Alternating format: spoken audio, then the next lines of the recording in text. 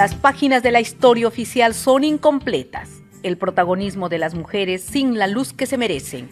Heroicas, hazañas no contadas.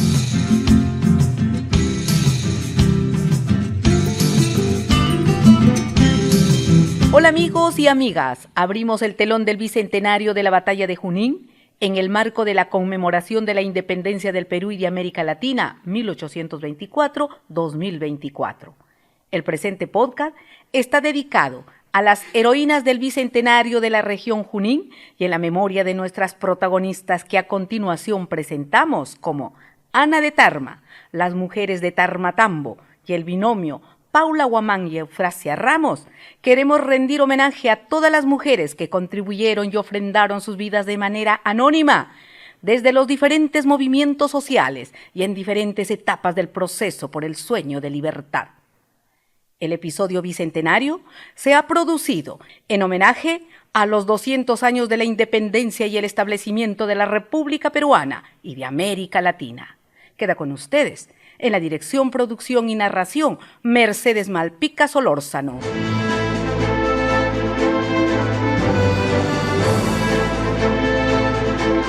Un breve preámbulo. Pasaron 200 años de lucha, un camino largo, calamitoso, en el que se levantaron heroicas comunidades. Hubo cruentas batallas, milicias, ejércitos, guerrillas, montoneras, espías, mensajeras, benefactoras y, en general, héroes y heroínas al pie del cañón para alcanzar la libertad y el establecimiento de la República. Precisamente, en la Sierra Central del Perú se desarrolló una de las epopeyas con gran trascendencia para el continente, la Batalla de Junín, un enfrentamiento entre el ejército patriota, liderado por Simón Bolívar, y el ejército del rey, dirigido por Canterac, batiéndose a duelo con armas blancas en medio de las gélidas y mudas pampas de Junín y el lago de Chinchaycocha. Ambas fuerzas cruzaron espadas, cuchillos y lanzas por 45 minutos, hasta que la victoria fue para los patriotas por un cambio de estrategia y ataque y envolvimiento de los húsares del Perú sobre la armada realista que se creía invencible. Oh hazaña, el sanpedrano Andrés Errázuriz e Isidoro Suárez hicieron que los realistas fugaran desconcertadamente, dejando sus armas y municiones regadas en el campo de batalla.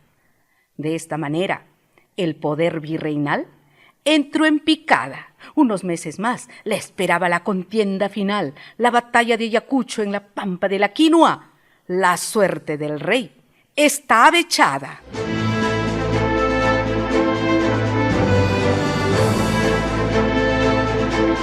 Damos pase a nuestra primera protagonista, Ana de Tarma y su ejército de nativas, férrea resistencia al sometimiento de la corona española.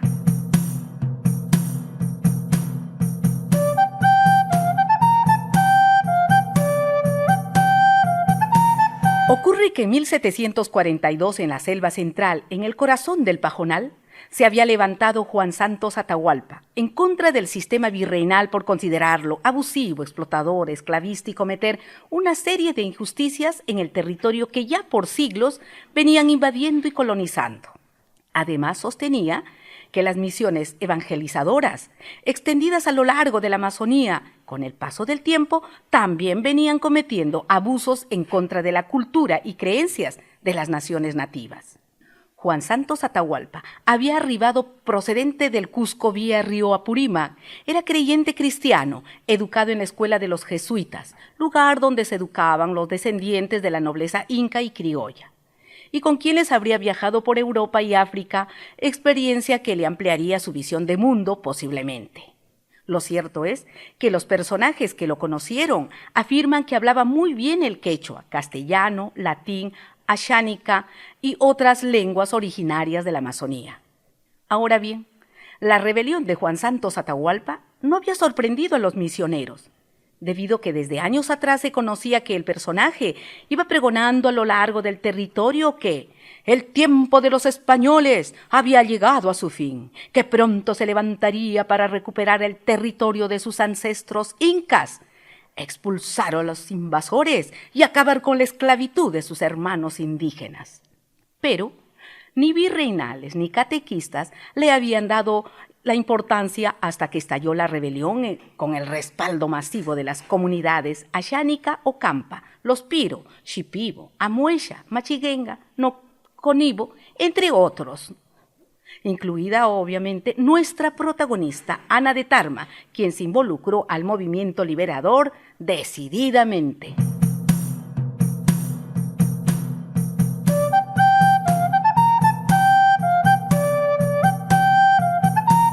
Desde los inicios de la historia de la humanidad, el accionar protagónico de las mujeres fueron invisibilizados. Tratándose de las mujeres indígenas fue peor. Sin embargo, ante las injusticias, el acecho contra su territorio, su hogar colectivo, hicieron causa común, sumándose al levantamiento de Juan Santos Atahualpa.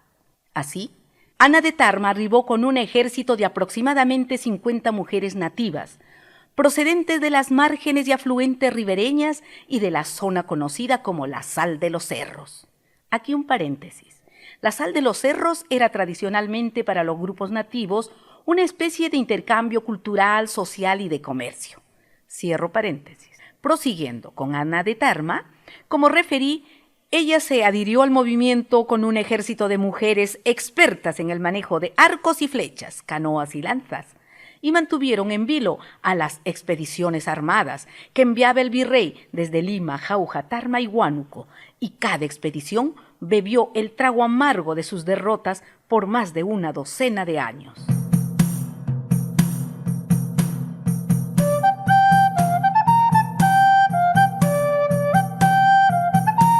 El ejército de Ana de Tarma usaba como táctica de lucha el ataque y la fuga en medio de la montaña y desaparecer sobre sus canoas, sobre los caudalosos y serpenteantes ríos y reaparecer para el contraataque, ¡zas!, evaporándose en las profundidades de la jungla. Su objetivo, descolocar y debilitar al enemigo sistemáticamente. Una de las últimas acciones del movimiento que causaría terror al virrey fue el intento de ingreso a la sierra por la ceja de selva de Satipo y Andamarca, que amenazaba con llegar hasta el Valle del Mantaro. No era para menos el susto del virrey. Ojo, también estaba fresca la derrota que sufrió su ejército virreinal en el fortín de Quimiri, en Chanchamayo.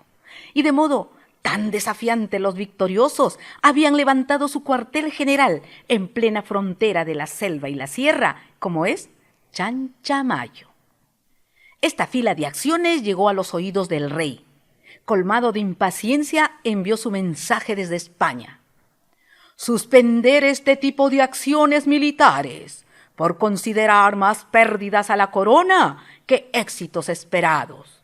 Y autorizó a su nuevo virrey mandar a traer tropas de Buenos Aires y Chile para combatir al indio rebelde del Perú.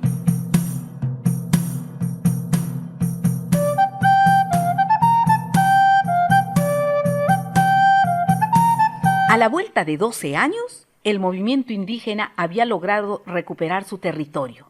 Ya no quedaba ni un solo establecimiento español ni misiones catequistas. Ahora se disponían a restaurar quizá un nuevo orden social.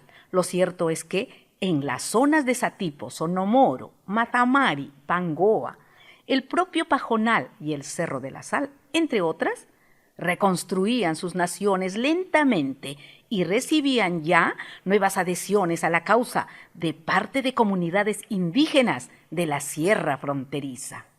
El temor del virrey debió ir creciendo del tamaño de una montaña e hizo que se levantaran cercos de seguridad en los ingresos hacia la sierra de Tarma y Jauja, otro tanto para el Gran Pajonal y el Cerro de la Sal, desde las puertas de Oxapampa y Huánuco.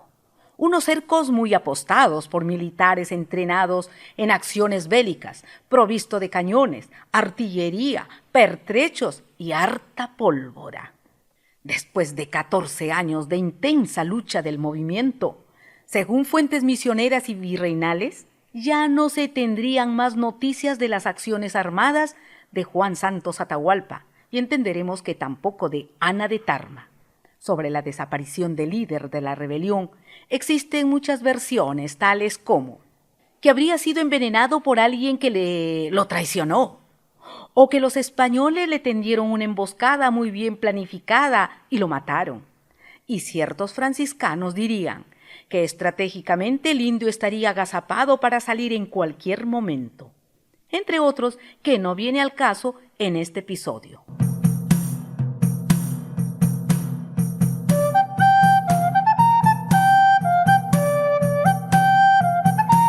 Es vital destacar que, más allá de la desaparición mítica de Juan Santos Atahualpa en la Selva Central, lo cierto es que el proyecto liberador, restaurador, contestatario, emancipador, o el concepto que se le quiere denominar, jamás desapareció.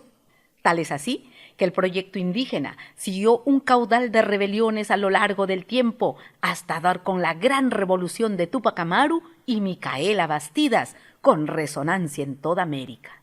Después, seguirían multiplicándose las insurrecciones a lo largo del proceso de la historia y encauzando nuevas aspiraciones hasta amalgamar con los ideales independentistas y la República. En lo que respecta a Ana de Tarma, así como Francia tardó en reconocer el aporte imperecedero de Juana de Arco, nos quedamos con las expectativas que la heroica Ana de Tarma, que representa millones de mujeres indígenas relegadas y objetos de estereotipos sociales, por fin encuentre el sitial que se merece en las páginas de los libros escolares oficiales y de la Academia Regional y Nacional, reconociendo su aporte invalorable en el proceso de la construcción de su patria, hoy la República del Perú.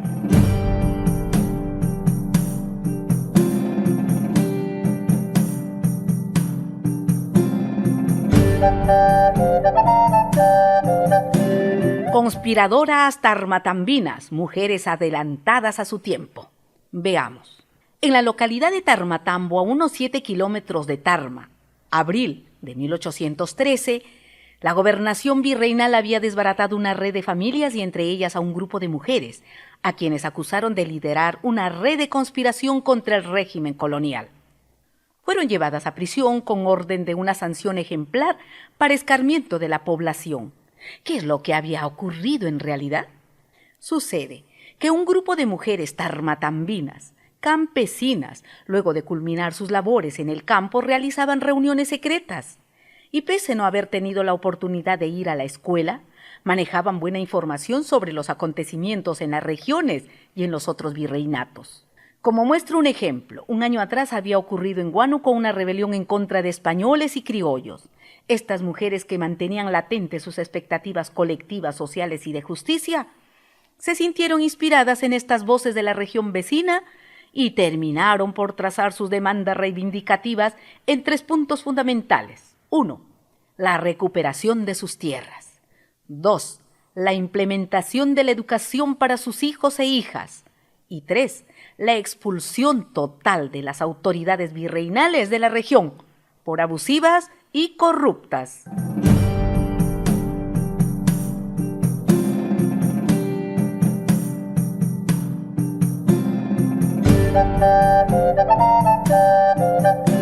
Era 1813, época en que las mujeres en general estaban negadas a la educación y las pocas que tenían ese privilegio, por así llamarlas, eran encasilladas solo en tareas del bordado, tejido, cocina, dulcería y la lectura del catecismo, para después convertirlas en abnegadas y resignadas esposas o ángeles en los conventos.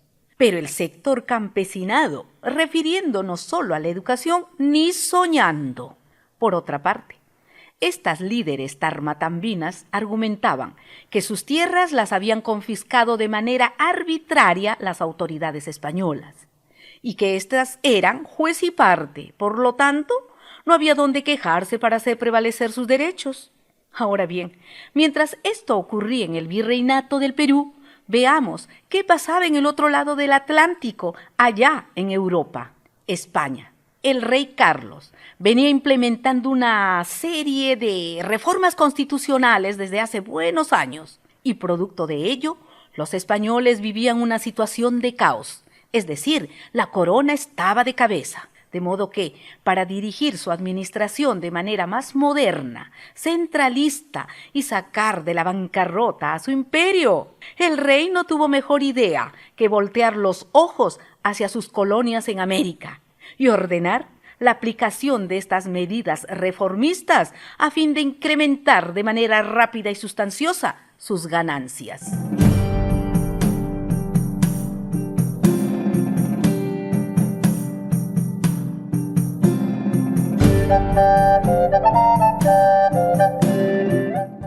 Pero esta decisión del rey provocó una fiebre de rebeliones en los virreinatos de América. En el caso del Perú, hubo un reguero de levantamientos en Huánuco, Tacna, Cusco y después se prendería la mecha en regiones como Huamanga, Arequipa, Puno y en el Alto Perú. Las noticias acercaban continentes, regiones, pueblos, como alguien señaló, la guerra de papel o la rebelión de los pasquines, y las crónicas verbales iban y venían. Lo real es que la información fue el insumo para nuevos conocimientos, nuevas corrientes de opinión, posturas políticas e ideológicas, es decir, nuevos horizontes. Así, estas lideresas tarmatambinas, impregnadas de nuevas realidades, encauzaban sus proyectos colectivos con otros del mismo caminar por la libertad y la autonomía de los pueblos. Hay que destacar. Por aquellos años todavía Bolívar y San Martín no habían llegado al Perú con sus expediciones libertadoras. Sin embargo, ya existía latente un pensamiento insurgente como el pueblo de Tarmatambo, lugar donde está ubicado precisamente el complejo arqueológico de Tarmatambo, que fue un centro administrativo inca. Y quizá, con ese espíritu visionario de sus antepasados, estas mujeres llevaban en la sangre ese legado de lucha, justicia y hambre de conocimientos, que con el paso del tiempo se fue consolidando en grandes utopías que coincidían con los nuevos tiempos de la lucha por la independencia, la ruptura de la dominación española, para dar paso finalmente a la era republicana.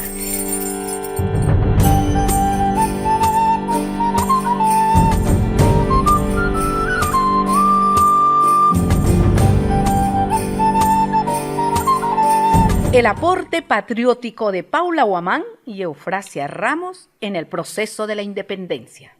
Las tarmeñas Paula Huamán y Eufrasia Ramos formaban parte de una red de espionaje en los campamentos de las tropas enemigas acantonadas en la Sierra Central, para luego trasladar la información valiosa a las guerrillas patriotas extendidas a lo largo de los Andes centrales y con quienes coordinaban directamente, tales como Marcelo Granados, Francisco de Paula Otero, Miguel Artica, Terreros, entre muchos otros, que estuvieron interconectados en las zonas de Huancayo, Chupaca, Jauja, Junín, Tarma, Cerro de Pasco y pueblos de la Sierra Lima. Estos a su vez con Álvarez de Arenales y San Martín. Aquí vale la pena hacer un poco de memoria.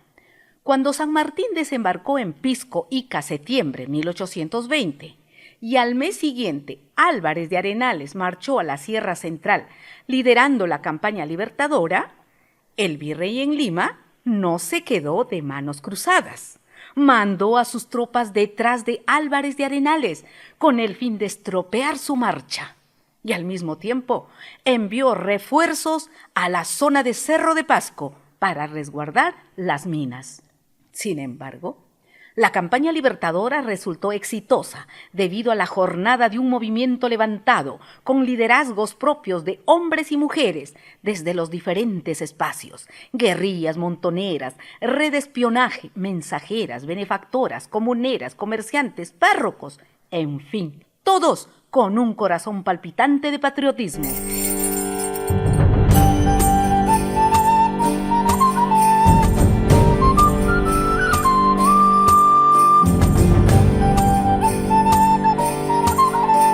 De modo que la marcha de Álvarez de Arenales, que había partido en Ica, pasando por Huamanga, Huancavelica, el Valle del Mantaro, Tarma, y tomando juramento de las independencias en ciertas localidades, por fin ingresó a la zona minera de Cerro de Pasco, y aplastó categóricamente al ejército realista, diciembre 1820, cerrando así con broche de oro la primera campaña libertadora en la Sierra Central. Pero el ejército realista, sintiendo esta derrota tan humillante, dio un golpe a su virrey y proclamó al siguiente, la Serna. Mientras tanto, Álvarez de Arenales ya iniciaba su segunda campaña por la Sierra Central y en la localidad de Jauja estaba implementando una academia de alta formación militar con los hijos de las élites de la región.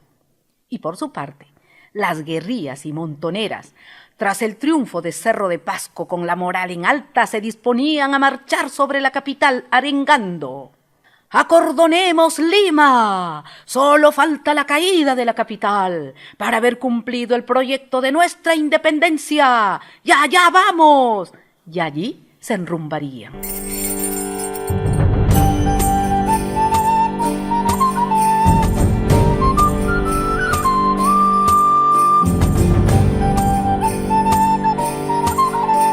En Lima, primeros días de julio de 1821, se vivió una situación turbulenta social y políticamente hablando.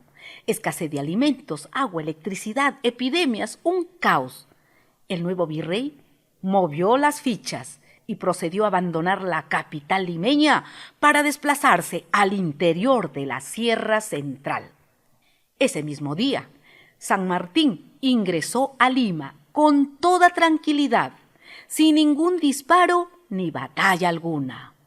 Fue recibido por la aristocracia limeña con bombos y platillos. Semanas más tarde, proclamó la independencia del Perú el 28 de julio de 1821 desde el estrado de la capital. El virrey y su jefe militar Canterac, ya en los Andes centrales y parte del sur, ocuparon a lo largo y ancho del territorio.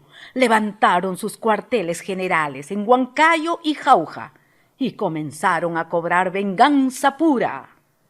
Saquearon comunidades, cementeras, haciendas, iglesias, incendiaron pueblos enteros, fusilamientos colectivos, descuartizamientos, y a las altas dirigencias patrióticas, hombres y mujeres, los persiguieron de rincón a rincón y los masacraron tan inhumanamente. Fue en este contexto de alto riesgo que las heroicas Paula Guamán y Eufrasia Ramos cayeron en manos del ejército realista cuando cumplían su misión de inteligencia junto al jefe de la guerrilla del centro, Miguel Artica. Estas jóvenes líderes de 28 y 30 años aproximadamente, provenientes de los sectores populares, fueron torturadas vilmente, pretendiendo arrancarlas información, obligándolas a delatar a los patriotas con quienes coordinaban. Frustradas las intenciones de sus verdugos, las trasladaron a la pampa de Pachacayo, en Jauja. Les cortaron la lengua, aún con vida, y después las fusilaron. Igual suerte corrió Miguel Artica en el mismo lugar y día, marzo 1822.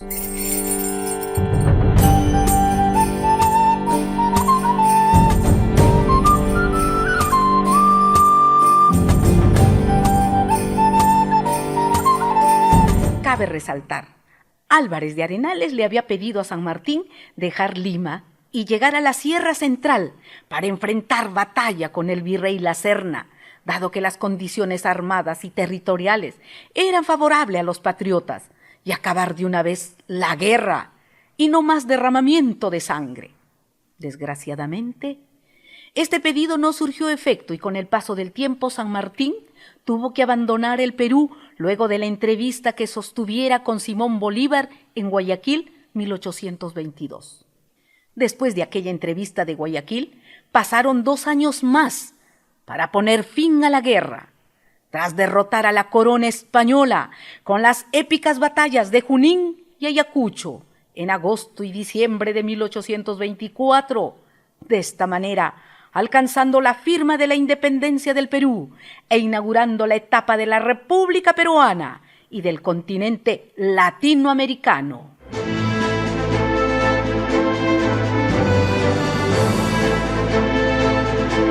De esta manera llegamos al final del podcast Bicentenario, dedicado a las heroínas del Bicentenario de la región Junín, al conmemorarse los 200 años de la Batalla de Junín en el marco del Bicentenario de la Independencia del Perú y de América Latina, 1824-2024. Estuvo con ustedes Mercedes Malpica Solórzano. Quiero agradecer de manera especial a mi equipo de producción. A continuación, nuestras fuentes utilizadas.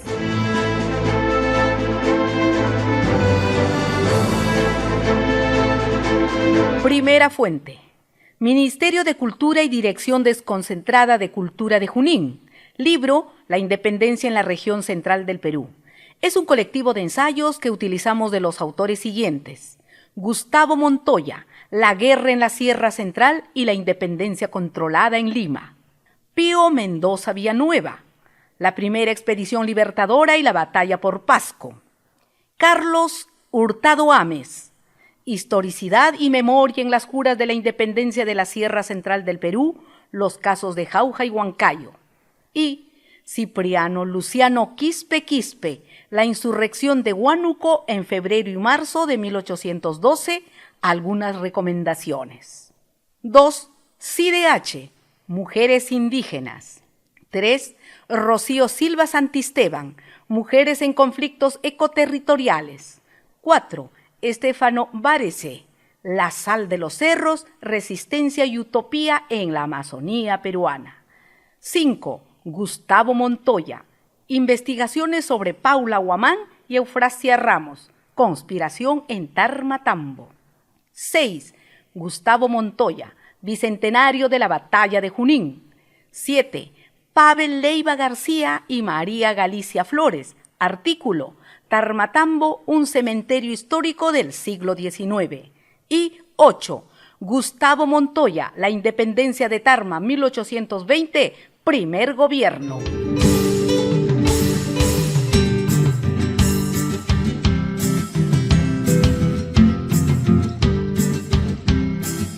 Gracias por sintonizar Heroicas, hazañas no contadas. Nuevos episodios en nuestra página web www.heroicasperú.com. También en nuestras redes sociales, Spotify, Facebook, YouTube e Instagram. No más páginas en blanco. Hasta la próxima.